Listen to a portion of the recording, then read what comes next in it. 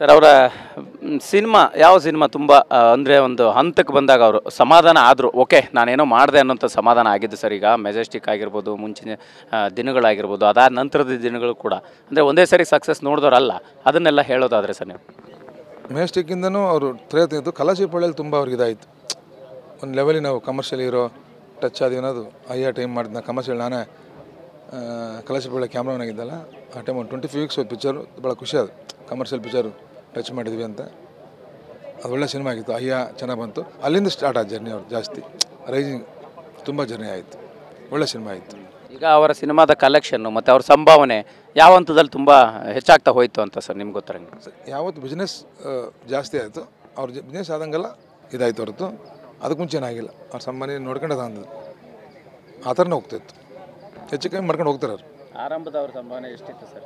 ಅಯ್ಯೋ 50,000ರಿಂದ ಸ್ಟಾರ್ಟ್ ಆಗಿರೋದು. ಹೀರೋಗೆ 50,000 ರೂಪಾಯಿ ಸ್ಟಾರ್ಟ್ ಆಗಿದ್ದು. ಅದು ಯಾವ ಸಿನಿಮಾಗಾಗಿದೆ? ಕರಿಯ 50,000 ರೂಪಾಯಿ ಅಷ್ಟು ಇಸ್ಕೊಂಡು ಕರಿಯೋದು. ಅದೇ ಅವರು ಲೂನಾದಿಂದ ಜರ್ನಿ ಮಾಡಿಲ್ಲ. ಹೌದು ಹೌದು ಹೌದು ಹೌದು. ಇಲ್ಲ ತುಂಬ ಕಷ್ಟ ಬಿದ್ದರು. ಏನೋ ಮಾಡ್ಬೇಕಂತ ಆಸೆ ಇದ್ದರು. ಕಷ್ಟ ಬಿದ್ದು ಬಂದರೆ ವ್ಯಕ್ತಿ ಸರ್. ಅವರ ತಾಳ್ಮೆ, ಕೋಪ, ಆ ವಿಚಾರ ನೀವು ಕಂಡಂಗೆ ಅವರ ಭಾವನೆಗಳು ಹೆಂಗಿರ್ತಾ ಇದ್ದು? ಇಲ್ಲ ಸ್ಮೂತಾಗಿರೋದು. ಏನಾಗುತ್ತೆ ಅಂದರೆ ಪರಿಸ್ಥಿತಿ ಮನುಷ್ಯನ ಚೇಂಜ್ ಮಾಡಿಬಿಡುತ್ತೆ. ಏನು ಮಾಡೋಕ್ಕಲ್ಲ. ಅಕ್ಕಪಕ್ಕದ ನಾವು ಕರೆಕ್ಟಾಗಿರ್ಬೇಕಲ್ಲ. ನಮ್ಮದು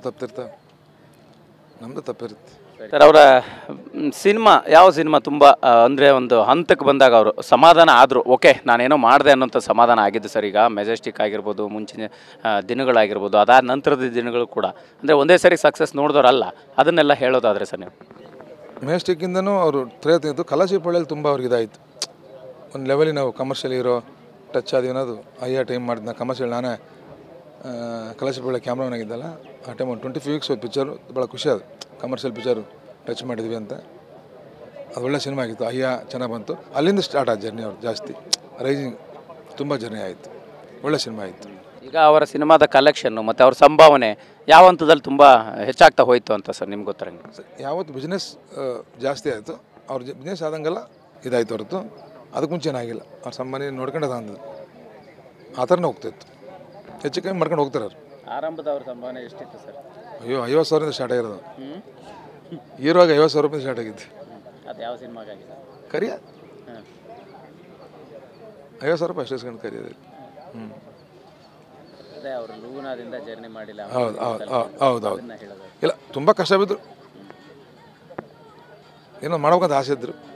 ಕಷ್ಟ ಬಿದ್ದು ಬಂದರೆ ವ್ಯಕ್ತಿ ಸರ್. ಅವರ ತಾಳ್ಮೆ, ಕೋಪ, ಆ ವಿಚಾರ ನೀವು ಕಂಡಂಗೆ ಅವರ ಭಾವನೆಗಳು ಹೆಂಗಿರ್ತಾ ಇದ್ದು? ಇಲ್ಲ ಸ್ಮೂತಾಗಿರೋದು.